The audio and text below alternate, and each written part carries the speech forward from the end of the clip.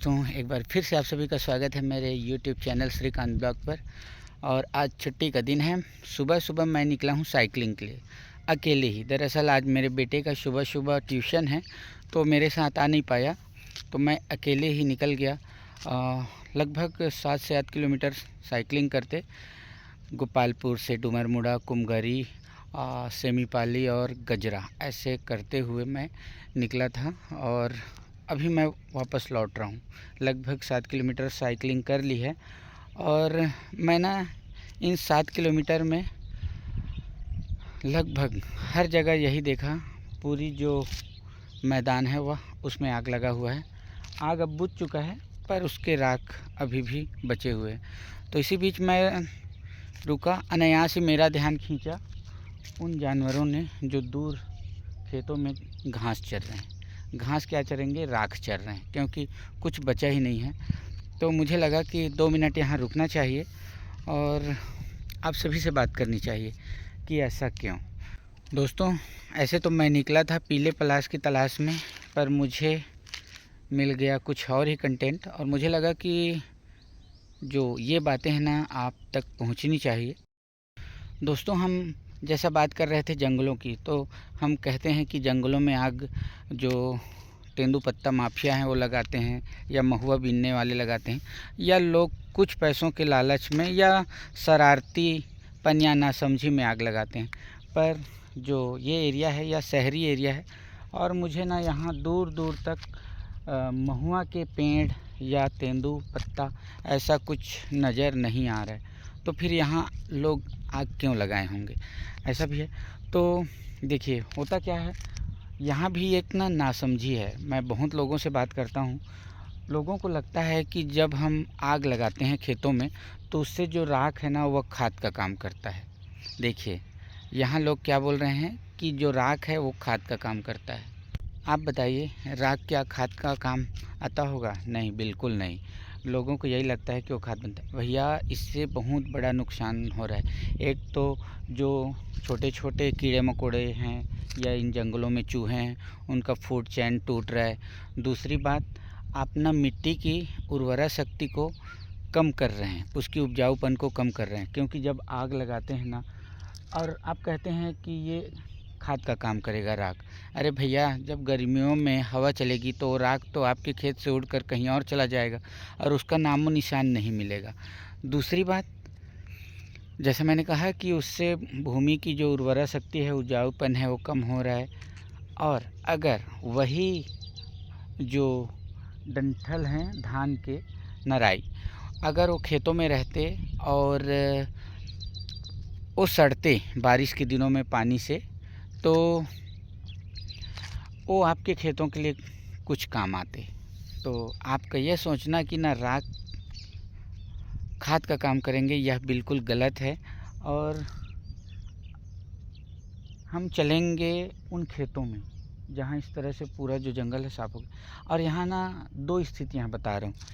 इस साइड जितने भी जंगल आपको दिख रहे हैं ना, मतलब खेत दिख रहे हैं, ये सारे आग के चपेट में हैं। और इसमें भी वो जानवर ना अपने लिए कुछ तलाश रहे हैं। दूसरी ओर यह एरिया है, यहाँ मुझे दिख रहा है दूर तक आग का कोई नामो निशान नहीं है। इधर भी जानवर चर रहे हैं, और वो जानवर भी क्या चर रहे होंगे, सूखी घास चर रहे हैं, ऐसा है। क्योंकि जो हरापन है वो तो बिल्कुल नहीं है, नमी ज़मीन में बिल्कुल नहीं है, तो हरियाली भी गायब है। फिर भी उनके लिए कुछ ना कुछ नराई वगैरह जो धान के डंठल हैं वो हैं। पर इस साइड ना वो जो उनके लिए जड़ें हैं ना, वो भी नहीं हैं। हम खेतों की ओर चलेंगे, देखते हैं खेतों में क्या है, और फिर हम और बात करते हैं। ये देखिए, खेत पूरा आग से जला हुआ है, और इन जले हुए खेतों में ना ये जो कुछ जानवर यहाँ दिखाई दे रहे हैं, ये अपने लिए भोजन की तलाश कर रहे हैं। वो कुछ खा नहीं रहे हैं, बस ऐसे ही सूंघ रहे हैं। ऐसा मुझे एकदम पास से देख रहा हूँ तो नज़र आ रहा है। और दूर तलक ऐसा नहीं है कि 4 ही जानवर हैं, यहाँ जानवरों का एक झुंड बैठा हुआ है। 50 से अधिक होंगे गाय बैल उधर। तो इनके साथ स्थिति यह है कि इनको खाने के लिए यहाँ कुछ मिल नहीं रहा है, लेकिन इसके बावजूद यहाँ ये डटे हुए हैं और जाएंगे भी कहाँ, क्योंकि अभी जो बारिश के मौसम या हरियाली आने का समय है लगभग 2.5 से 3 महीने हैं। अप्रैल, मई, जून के लास्ट तक इन खेतों में या मैदान में हरियाली आएगी और उससे पहले इनके पास खाने के लिए केवल यही धान के जो डंठल थे वो थे, और उसे भी हमारे किसान भाइयों ने कहें या शरारती तत्वों ने आग के हवाले कर दिया।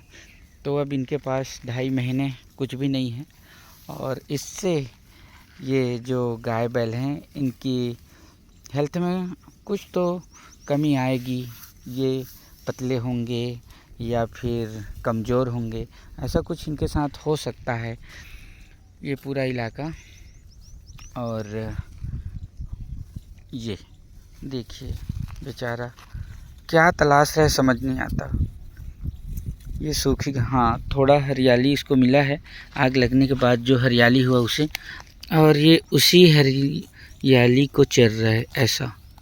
वाह भाई वाह, चलो कुछ तो मिल गया तुम्हें, ये अच्छा हुआ इसके साथ।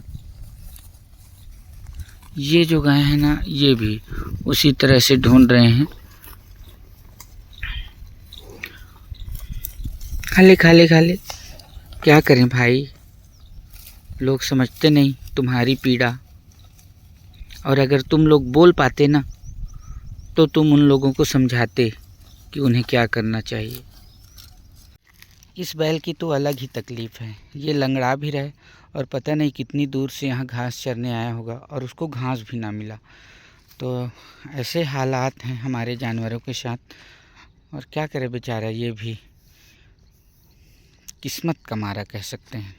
जब हम बैलों को लेकर खेतों में जाते हैं तो हम इन बैलों को डांटते रहते हैं कि इनको कुछ नहीं आता और ये कुछ नहीं करते, मतलब कुछ सीखा ही नहीं है इस टाइप का।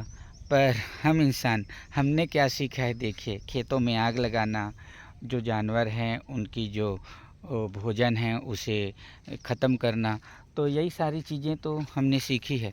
और मैं सच कहता हूँ, अगर ये जानवर बोल पाते ना तो समझ लीजिए आपका हाल क्या होता। पर हाँ, इनमें वही कमी है कि ये अपनी भावनाओं को ना एक्सप्रेस नहीं कर पाते हमारे पास कि उन्हें क्या चाहिए, क्या चीज़ें उनके लिए ज़रूरी है, तो वो चीज़ें हम उनके लिए बचा कर रखें। आजकल हमारे किसान भाई इसलिए भी बैल रखना पसंद नहीं करते क्योंकि उनके पास उसे चराने के लिए जंगल नहीं है, और अगर थोड़े बहुत खेत हैं तो उसमें भी आग लगा दी जाती है। तो आज सारे लोग जहाँ मशीनरी को अपना रहे हैं, पर अभी भी हमारे गांव में आपको गाय बैल देखने को मिल जाते हैं, पर उनके साथ भी स्थिति अच्छी नहीं है, वो भी हमारी गलतियों की सज़ा भुगत रहे हैं।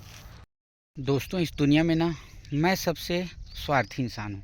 क्यों? क्योंकि मैं केवल मेरे ही बारे में सोचता हूँ, ठीक है, मेरे ही बारे में, तो मेरे ही बारे में, उस जमात के बारे में नहीं जो प्रकृति ने मानव के रूप में बनाया है।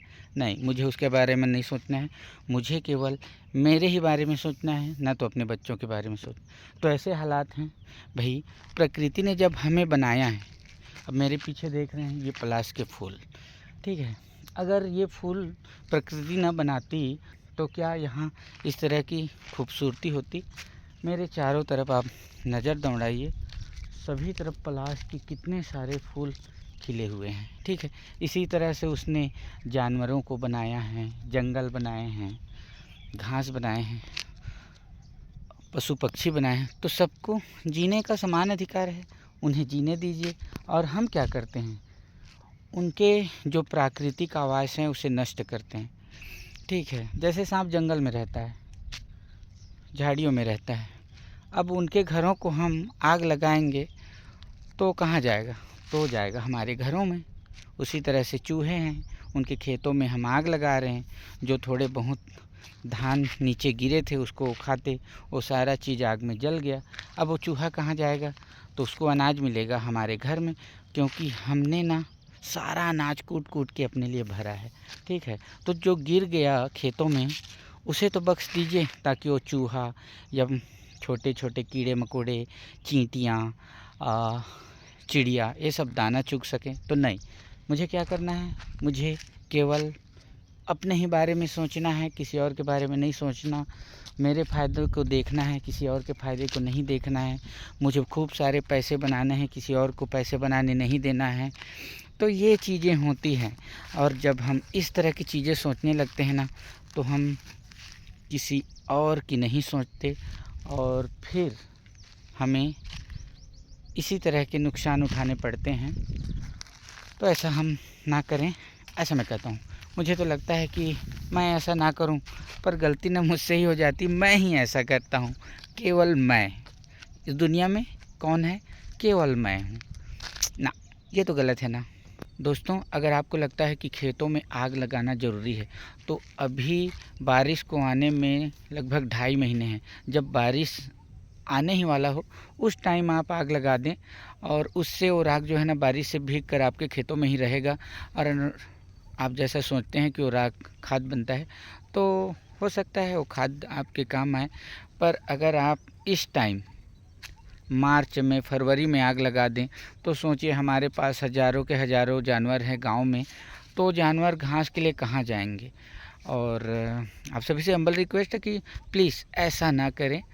खेतों में फ़िलहाल अभी आग ना लगाएं, और जंगलों को भी सुरक्षित रखें, ताकि जो ऐसे जानवर हैं, गाय बैल हैं हमारे, जो बोल नहीं पाते, उनको थोड़ी बहुत भोजन मिलता रहे।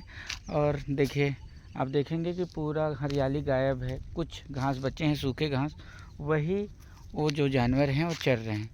तो आप सभी थोड़ा ध्यान दीजिए, अपने फ़ायदे को ही मत देखिए, इनके बारे में भी सोचिए, और इनके लिए घास बचाइए, उनका भोजन जो बहुत ज़रूरी है इन गर्मियों में। तो चलिए, सोचिएगा ज़रूर इनके बारे में, और आग तो बिल्कुल ना लगाएं फ़िलहाल अभी। मिलेंगे अगले ब्लॉग में। मेरी बातें आपको कड़वी भी लगी होंगी ना, तो उसके लिए भी मैं माफ़ी चाहता हूँ।